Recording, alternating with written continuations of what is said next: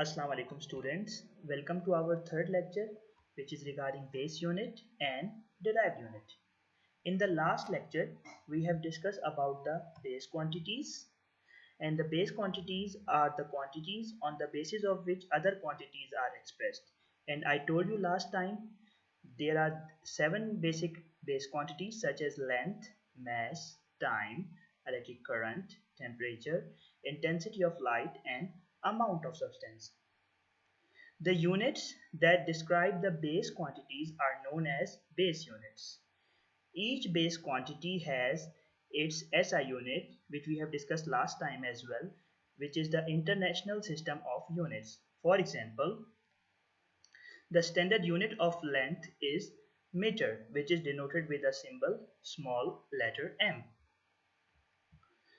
So now let us discuss some of the base quantities. You can see the table here. In this table, we have different base quantities with their symbols as well as their SI units. So the first physical base quantity is length, which is denoted by a letter L, and its unit is meter with the symbol m. Then we have mass, which is denoted with the symbol small m, and its standard unit is kilogram. So you can see a kilogram here. Then we have time. So time is basically, it is in seconds. And then we have electric current, which is denoted by capital letter I, and its unit is ampere, which is denoted with the symbol A. Then we have intensity of light, which is denoted by letter L, and it is denoted as candela. Its unit is candela, and it is represented with the symbol CD. Then we have temperature. Its unit is Kelvin, and it is denoted by capital letter K. Then we have amount of substance, which is denoted by small letter n, and its unit is mole, and its symbol is MOL. So it is very important for you to learn all of these base quantities, and you should remember their symbols as well as their units, because they will include and they will help you in your later lectures. Now, the derived quantities. As we have discussed last time, the derived quantities are the quantities which are expressed in terms of base quantities. So we have discussed some of the examples such as speed, acceleration, volume, force, pressure, density, and charge. So in order to express the derived quantities, we use the units known as derived units. So each derived quantity has its own SI unit. One of the important thing is that the derived units, they are obtained by multiplying or divide one or more base units. As we have discussed last time, that the derived quantities we can only determine them with the help of the base quantities. In a similar way, when we multiply or divide one or more base units, we can get the derived unit. For example, the SI unit of speed is meter per second. As you can see here, the meter, it is also the base unit of length, and second is the base unit of time. So with the help of division of these two base units, we get the derived unit known as meter per second. You can see in this table, these are some of the derived quantities such as the speed, which has a unit meter per second. Then we have an acceleration, which is denoted with small letter a. It is meter per second, also known as meter per second square. Then we have volume.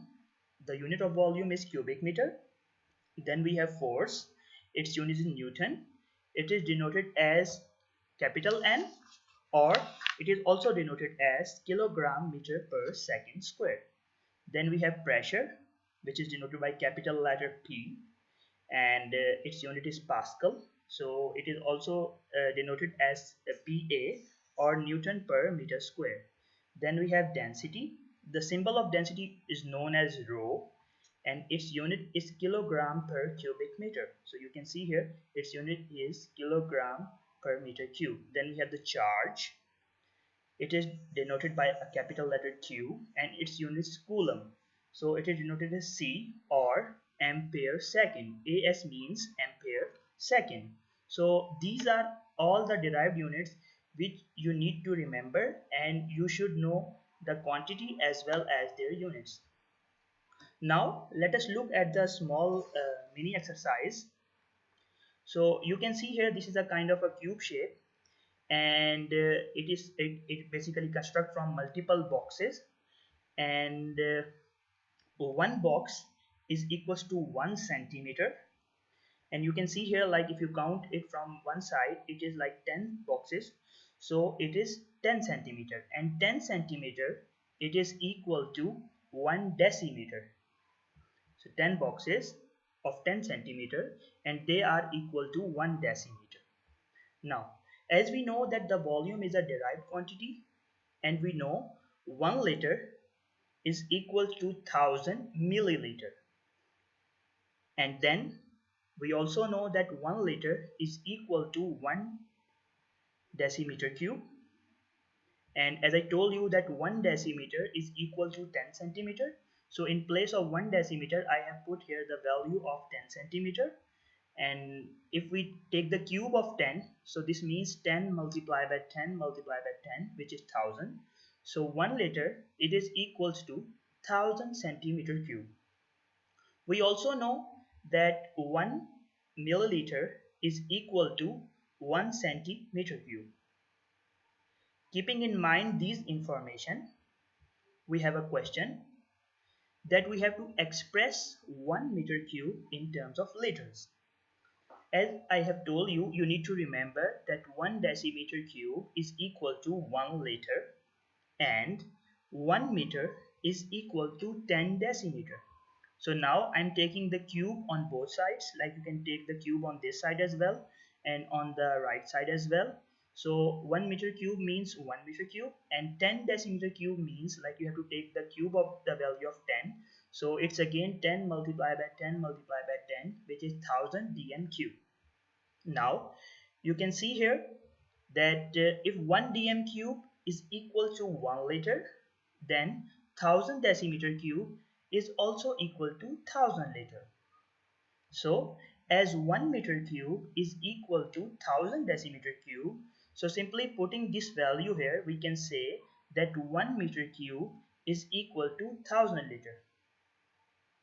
So I will say you should try to solve this question on your notebook, and try to solve this, like try to understand and try to revise this concept, and try to learn the basic tables so that you can easily understand them.